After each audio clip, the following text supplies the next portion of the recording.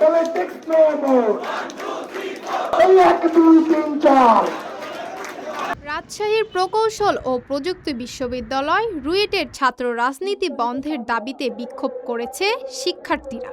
আজ সোমবার দুপুরে রুয়েটের প্রশাসন ভবনের সামনের সড়কে সাধারণ শিক্ষার্থীদের ব্যানারে এই মানববন্ধন অনুষ্ঠিত হয়। এই সময় শিক্ষার্থীরা তাদের ৩ দফা দাবি তুলে ধরে জানান, ছাত্র রাজনীতি আনার লক্ষ্যে যারা রুয়েট ক্যাম্পাসে অরাজকতা সৃষ্টি করেছে তাদের বহিষ্কার করা। ২০২৪ সালের ১০ই আগস্ট রুয়েটে পাশ হওয়া প্রজ্ঞাপনে সকল ধরনের রাজনীতি নিষিদ্ধ করা হয়।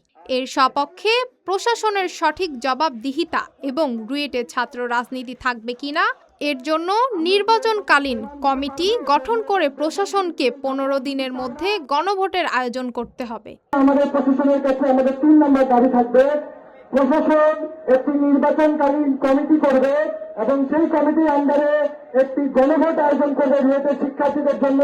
সেই গণভোটে আমরা সবাই রায় দিব যে আমরা রুয়েটে কোন প্রকার রাজনীতির পক্ষে আছি নাকি বিপক্ষে আছি।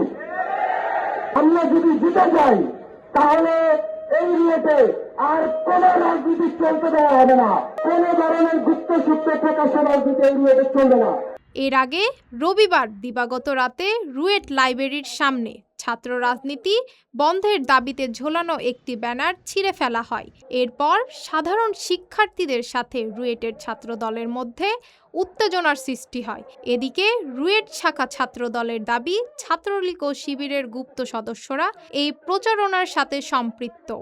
Sadia Tabassum, daily citizen voice.